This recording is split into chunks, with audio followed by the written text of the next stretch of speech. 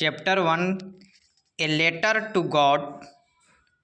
A letter to God is a story of tremendous trust in God.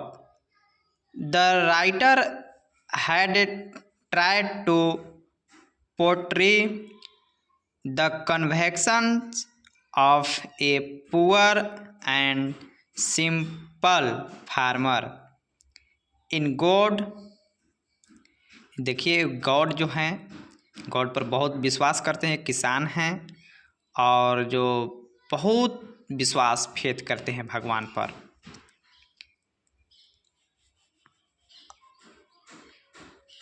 और ये भगवान को एक पत्र ईश्वर में बहुत ही ज़्यादा भरोसे की कहानी है।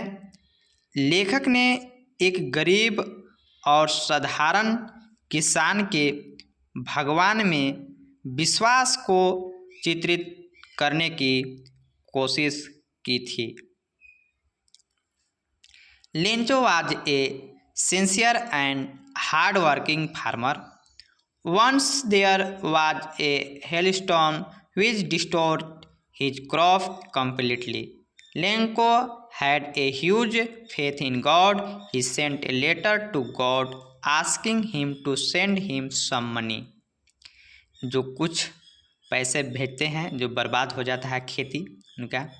लेंचो एक ईमानदार और मेहनती किसान था।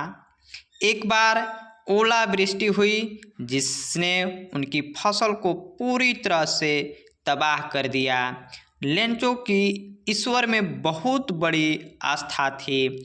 उसने भगवान को एक पत्र भेजा जिसमें उसे कुछ पैसे भेजने के लिए कहा गया।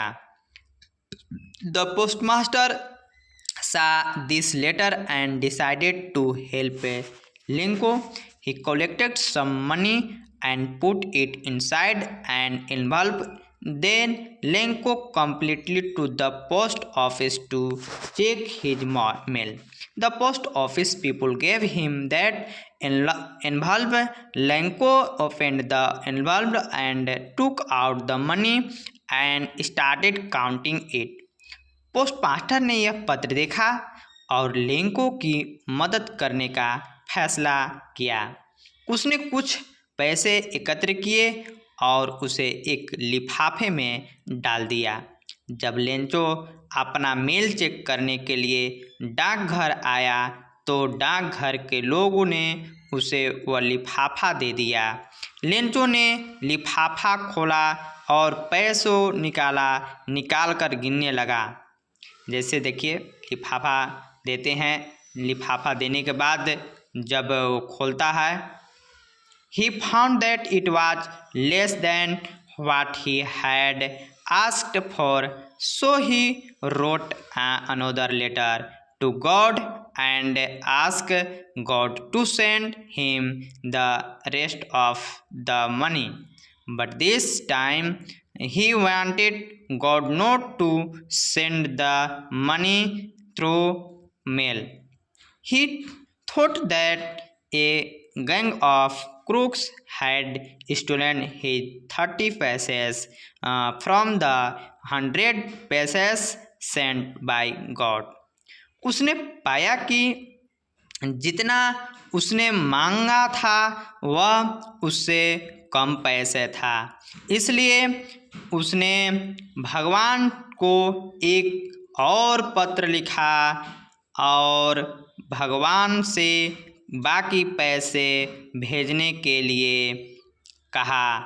लेकिन इस बार वह चाहता था कि भगवान डाक से पैसे न भेजें।